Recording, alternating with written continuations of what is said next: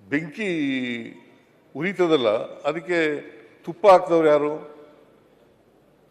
ಬಿಜೆಪಿಯವರು. ಯಾರು? ನಿಮ್ಮ ವಿಜಯೇಂದ್ರ ಇಲ್ಲ ಇಲ್ಲಿ, ಅಧ್ಯಕ್ಷರು ಯಾರು? ಅಲ್ಲಿ ಹೋಗಿ ಮಲಗಕ್ಕೆ ಹೋಗಿದ್ದವರು ಯಾರು? ಏನು ಬೆಂಬಲ ಮಾಡೋದು? ನೀವು ಅದೇ ಅಲ್ಲಿ ಹೋಗಿ ಮಲಗಬೇಕಾಗಿತ್ತು, ಪ್ರಧಾನಮಂತ್ರಿಗಳ ಮನೆ ಹತ್ರ ಹೋಗಿ ಮಲಗಬೇಕಾಗಿತ್ತು. FRP ನಿಗದಿ ಮಾಡಿದಾರಲ್ಲ, ಅಲ್ಲಿ ಹೋಗಿ ನಿಗದಿ ಮಾಡಬೇಕಾಗಿತ್ತು, ಅಲ್ಲಿ ಮಲಗಬೇಕಾಗಿತ್ತು. ಆಯ್ತಾ ಮಾನ್ಯ ಅಧ್ಯಕ್ಷರೇ? FRP ನಿಗದಿ ಮಾಡೋರು ಕೇಂದ್ರ ಸರ್ಕಾರದವರು. ಆಮೇಲೆ ಸರ್ ಒಂದೇ ನಿಮಿಷ. ಜಗದೀಶ್ ಶೆಟ್ಟರ್ ಮುಖ್ಯಮಂತ್ರಿ ಇದ್ದಾಗ FRP ಅನ್ನು ರಿವೈಸ್ ಮಾಡುವ ಅಧಿಕಾರವನ್ನು ರಾಜ್ಯ ಸರ್ಕಾರ ಕೊಟ್ಟಾರೆ. ಜಗದೀಶ್ ಶೆಟ್ಟರ್ ನನಗಿದ್ದ ಮಾಹಿತಿ ಶಿವಾನಂದ ನಮ್ಮಲ್ಲಿಲ್ಲ. ಜಗದೀಶ್ ಶೆಟ್ಟರ್ ಅದೇ ಬೆಲೆ ಮೇಲೆ ಅವಲಂಬಿತರಾಗಿರ್ತೀವಿ. ಕೇಂದ್ರ ಸರ್ಕಾರದವರು ನಿಗದಿ FRP ಏನಿದೆ ಅಲ್ಲ, ಕೇಂದ್ರ ಸರ್ಕಾರ ನಿಗದಿ ಮಾಡ್ತದೆ. SAP ಕಾನೂನು ಫಾಲೋ ಮಾಡಲ್ಲ. ಮಾಡುವಂತ ಅಧಿಕಾರವನ್ನ ರಾಜ್ಯ ಸರ್ಕಾರ ಕೊಟ್ಟದ್ದಂತ ಆದೇಶ ಇದೆ.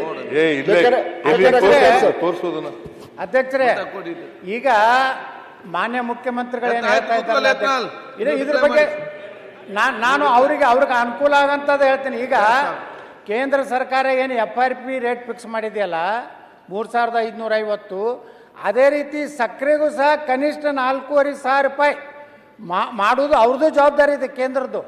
ಅದನ್ನು ಘೋಷಣೆ ಮಾಡಿಲ್ಲ, ಕೇವಲ ರೈತರಿಗೆ ಕೊಡೋದಾಯ್ತು.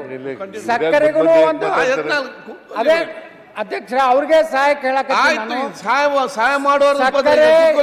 ಸಕ್ಕರೆ ಯೋಗ್ಯ ರೇಟ್ ಕೊಟ್ಟಾಗ ಸಕ್ಕರೆ ಕಾರ್ಖಾನೆಗಳು ಉಳಿಲಿಕ್ಕೆ ಸಾಧ್ಯ ಇದೆ. ಬರೇ ಒಂದ್ ಸೈಡ್ ಮುಂದೆ ಯಾರು ಇಲ್ಲ, ಟೊಳ್ಳು ಕೊಡಬಾರ್ದು. ಮಾನ್ಯ ಅಧ್ಯಕ್ಷರೇ, ಇದು ನಿಮಗೆ ನೋಡಿ, ನನಗೆ 2009-10ರಿಂದ ಯಾವಾಗ FRP ನಿಗದಿ ಆಯಿತು, ಮನಮೋಹನ್ ಸಿಂಗ್ರಿದ್ರು 9-10ರಲ್ಲಿ, ಅವರು FRP ನಿಗದಿ ಮಾಡಿದ್ದು ಫೇರ್ ಆ್ಯಂಡ್ ರೆಮ್ಯುನರೇಟಿವ್ ಪ್ರೈಸ್ ಅಂತ. ಆಗ 487 ಕೋಟಿ ಕೊಟ್ಟಿದ್ರು, ಹೆಚ್ಚಾಗಿ 487 ಕೋಟಿ. 2010-11 1,391 ರೂಪಾಯಿ ನಿಗದಿಯಾಗಿತ್ತು. 2011-12 1,450 ರೂಪಾಯಿ ನಿಗದಿಯಾಗಿತ್ತು. 12-13 1,700 ರೂಪಾಯಿ ನಿಗದಿಯಾಗಿತ್ತು. 12-13 2,100 ರೂಪಾಯಿ ನಿಗದಿಯಾಗಿತ್ತು.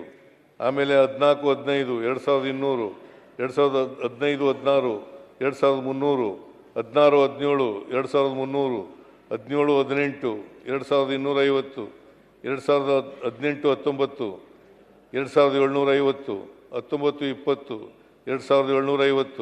20-21 2,850.